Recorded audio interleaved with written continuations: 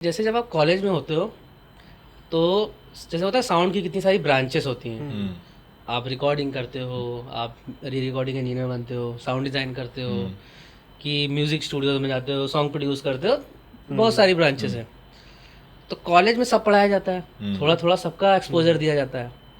तो आप कंफ्यूज होते हो मैं क्या करना है, मुझे पता ही नहीं था। तो मैं सिंपल ये बोल रहा था, पहली बार आप क्लैरिटी रखो। अगर नहीं है तो 1 या 2 साल सब काम कर लो। अगर उसमें तुम्हारी क्लैरिटी आ गई है हमको ये काम पसंद है, हमें साउंड डिज़ाइन करनी है या मुझे मिक्सिंग करनी है या मुझे रिकॉर्डिंग मेरा एक बहुत अच्छा दोस्त है, वो कह रहा है मुझे रिकॉर्डिंग के अलावा मुझे कुछ भी पसंद नहीं है। तो क्लैरिटी अगर सर है, कोई भी नया बंदा अगर कोई ज्वाइन करना चाहता है, इंडस्ट्री में आना चाहता है, तो क्लैरिटी अगर नहीं है तो भले 6-6 महीने साल भर एक्सपोजर लो, 2-2.5 साल में कुछ नहीं होगा। आपको एक्सपोजर मिलेगा, आपके अंदर कई सारे लाइक नॉलेज बढ़ेगी, आप सीखोगे ही। ऐसा नहीं कि मैं पहले दिन से ही मैं सुपरस्टार बन जाऊँ। क्लैरिटी लाओ, चूज करो क्या करना है, फिर उस पर लग जाओ। और पेशेंस तो रखना पड़ेगा सर। बिल्कुल। पहले 2-3 साल में तुम्हें लगेगा कुछ हो ही नहीं रहा है, बिल्कुल। यहाँ पे हर दूसरा आदमी तुम्हें गाली देने बैठा है क्योंकि तुमसे तो कुछ होता ही नहीं, कहाँ से चले जाते हैं। अगर सही उसमें बात आप डर गए सही बात है। तो फिर आप बैक टू होम। कितने मुंबई आते हैं, कितने टिक पाते हैं, आपको सबको पता सही है। बात है। सही तो बात पेशेंस रखना पड़ेगा, है। बिल्कुल क्लैरिटी रखनी पड़ेगी, क्या करना क्या सीखना, और बिल्कुल लगे रहो मुन्ना भाई। बिल्कुल।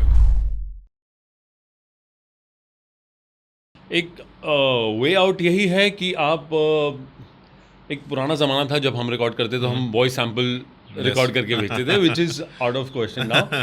तो अभी तो आपको जाके प्रोडक्शन हाउस में नॉक नॉक करना है, आपको पूछना है कब उनकी अवेलेबिलिटी है कि आप ऑडिशन दे सकते हो, because they don't know your voice. Yes. Okay, जैसे जो ऑलरेडी इनग्रेन्ड आर्टिस्ट हैं, उन if Gautam is suppose to call me for a audition, he knows कि हाँ ये एज ब्रैकेट में आदित्य को बुलाया जा सकता है। बट जैसे आप बता रहे हो कि कुछ ट्राई कर रहा है, हाँ, उसके लिए थोड़ी दिक्कत हो सकती है। तो यही है कि आपको बार बार नॉक करना है, क्योंकि आप उनके जहन में रहोगे तभी वो आपको बुलाएंगे। तो ये सबसे पहले ज़रूरी है। दूसरा, जैसे अपने आर्ट फॉर्म पर काम करते रहें, क्योंकि मुझे ऐसा लगता है कि अगर आप वो आर्ट फॉर्म पे काम करते रहें, मेहनत करते रहें शिद्दत से, और नॉक नॉक तो करते रहना है। Penetration is very important. एक बार आपने एक प्रोडक्शन हाउस में एक छोटे वेटर के किरदार के लिए भी पेनिट्रेट कर लिया और उसको बखूबी निभाया, आई एम श्योर वो डायरेक्टर, वो साउंड इंजीनियर, वो लोग आपको याद रखेंगे। वो आपको वेटर से फिर मैनेजर के रोल के लिए बुलाएंगे, फिर मैनेजर से उस होटल रेस्टोरेंट का ओनर के लिए बुलाएंगे, और फिर शायद एक दिन आप हीरो की वॉइस या हीरोइन की वॉइस करेंगे। सो लगे रहिए, that's the equation, simple. Super. Very well said. Yeah, very well said. आपने कहा ना कि कितना ज़रूरी है लैंग्वेज सीखना। पहली बात तो ये कि जिस लैंग्वेज में आप डब करना चाहते हैं आपको उस लैंग्वेज का ज्ञान होना चाहिए, और अगर आपको नहीं है तो आप जिन लोगों के बारे में सुनकर आए हैं और जानते हैं कि ये विद्वान लोग हैं, ये मैं कहूँगा गुरु योग है, तो आप उनसे कांटेक्ट करें, उनसे आप सीखें उस लैंग्वेज को। सही बात है। एंड देन जिस लैंग्वेज से आपको उस लैंग्वेज में डब करना है, आपको वो लैंग्वेज भी आना बहुत ज़रूरी है। बिल्कुल। Hello sir, how are you sir, thank you sir, nice meet you sir, इतना नहीं होता। आपको अगर अंग्रेजी से हिंदी में डब करना है तो आपको अंग्रेजी भी सीखनी पड़ेगी, क्योंकि अंग्रेजी की जो लाइनें हैं जब तक आप उसका मतलब खुद न समझें, बिल्कुल। आप उस एक्सप्रेशन से उस चीज को डब नहीं कर पाएंगे। ये ठीक है, एक्सेप्शंस होते हैं कि जो कुदरती एक निकल आते हैं, शकुंतला देवी टाइप, वो बात ही अलग हुई। अदरवाइज जब तक आपको उस लैंग्वेज की नॉलेज नहीं होगी जिसमें से आपको डब करना है हिंदी में, बिल्कुल। आप उतना अच्छा इमोट ही नहीं कर पाएंगे। मतलब इसका मतलब ये बिल्कुल नहीं है गाइस कि मैं ये कह रहा हूँ कि अगर स्पेनिश से हो रहा है डब हिंदी में, सॉरी, या फ्रेंच से, तो वो भी आप सीखिए। क्योंकि उसमें स्पेनिश का सबटाइटल हिंदी में होता है, फ्रेंच का भी हिंदी में होता है, तो एटलीस्ट, सॉरी, इंग्लिश में होता है, तो एटलीस्ट उस इंग्लिश को आप पढ़ना तो जाने कि इंग्लिश में क्या लिखा है, और आप लाइन, हिंदी की लाइन पढ़ने के पहले ही समझ जाएं कि वो जो सबटाइटल लिखा है उसका ट्रांसलेशन बेसिक हिंदी में क्या होगा। सिंक की बात आपको मतलब समझ में आ जाना चाहिए। बिल्कुल, बिल्कुल। लैंग्वेज बहुत ज़रूरी है, किसमें आप किस लैंग्वेज में आप डब करने आए हैं उसकी नॉलेज, एंड किस लैंग्वेज से आप करना चाहते हैं, चाहे वो आप सुन रहे हो, चाहे वो लैंग्वेज सबटाइटल में लिखी हुई आप वो पढ़ रहे हो। एंड लेडीज एंड जेंटलमैन, हमारे न्यू कमर्स, हमारी नई जनरेशन आने वाले स्टार्स आपके लिए है।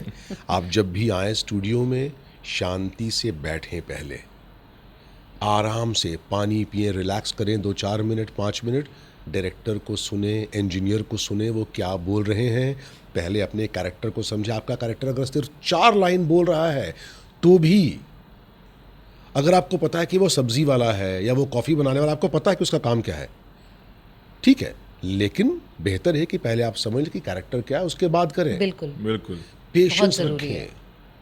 काम आपके पास इतना आएगा कि आपके पास फुर्सत नहीं होगी, लेकिन अभी अगर आपके पास काम नहीं, आप फुर्सत में हैं, तो वो समय आप दें समझने में और सीखने में। ये ना बहुत ही ऐसा फील्ड है जहाँ आप अपने आप को खुद ही पॉलिश कर सकते हो। एक तो आप सबसे पहले तो आप फिल्में देखिए, इंग्लिश में भी देखिए, जो भी मैंने मतलब वर्ल्ड सिनेमा मतलब आई थिंक सारी भाषाओं में देखा है। आप देखेंगे कि आपको सबसे पहले ज़रूरत है अपने न्यूआंसेस, आसपास के इनसाइट समझने की, राइटिंग में जो बहुत ज़रूरी है। फिर दूसरा, जिस लैंग्वेज में आप लिखना चाहते हो उसको पढ़िए बहुत ज़्यादा। अब आपको इंग्लिश तो आती है और आपको हिंदी नॉर्मल बोलनी आती है, तो आप सोचते हैं आप ट्रांसलेट कर लेंगे। इट इज़ मतलब वो वैसे नहीं होता है, क्योंकि जो मासेस हैं, अगर आप यूपी एमपी में देखिए तो आज भी वो लोग फ्रेजेस में भी बात करते हैं, उनके शब्द अलग होते हैं। आई गिव एग्जांपल, अगर आप कोरियन देखेंगे, पाकिस्तानी ड्रामा देखेंगे, कोई भी, सब एक कल्चर से जुड़े हुए हैं और उनकी लैंग्वेज आज भी रिच है। हमारे हिंदी के साथ ऐसा प्रॉब्लम हो चुकी है कि हमारी लैंग्वेज बहुत शैलो हो गई है। और मैं शैलो में ये नहीं कह रही कि आप बहुत ही कठिन हिंदी बोलिए, लेकिन अच्छी बोलिए। थोड़ा करप्शन ज्यादा हो गया। हाँ, खराब बिगड़ चुकी है वर्ड्स हाँ, और उसमें हमारे तो मतलब लैंग्वेज नहीं है ना, तो ऐसे कहते जब आपका लैंग्वेज पे पकड़ नहीं है ना, तो आप लोगों के दिल से कैसे जोड़ेंगे? उस बात को सामने वाला समझ नहीं पाता है। तो आप हिंदी भी पढ़िए, क्योंकि आपको अगर हिंदी में डब करना है तो हिंदी उतनी ही हिंदी पढ़िए। टीवी में तो आप देखते ही हैं, फिल्में देख रहे हैं, पर आप अपना एक स्टाइल डेवलप कीजिए। आप भाषा के अच्छे अच्छे न्यूआंसेस समझिए, अच्छे अच्छे शब्द सीखिए, और आप पहले जो इंग्लिश में देखा उसको फिर डब में देखिए, फिर आप देखिए आप क्या अच्छा कर सकते थे इसमें। क्योंकि ये बहुत ही ज़्यादा कॉमन सेंस वाला काम है, और ये ऐसा नहीं क्योंकि आपको ओरिजिनल लिखना है। जो हमने 1-2 पहले भी किए थे तो उसमें भी ऐसा ही था। वो उन्होंने सारे एग्जाम्पल अगर आपको वहाँ के दिए हैं, यूके की फिल्म थी वो, मतलब ब्रिटिश फिल्म थी, आप ब्रिटिश के एग्जाम्पल देंगे और वो डे टू डे लाइफ की फिल्म है, नॉट कि वो हिस्टोरिकल है तो आप चेंज नहीं कर सकते या कोई लीगल इशू है। तो उसमें जब आप ऐसी चीज़ें डालेंगे ना, वो जो आप यहाँ वाले भी रिलेट कर पाए, कई बार नहीं समझ में आता है क्या बोल रहा है, क्यों बोल रहा है, तो वो चीज़ आप रिलेटेबल बनाइए, उसको लिखिए। और ये आप घर पे खुद भी कर सकते हैं, मतलब इसके लिए बहुत ज़्यादा ऐसा सोचने की ज़रूरत है कैसे होगा, कोशिश करें तो हो सकता है।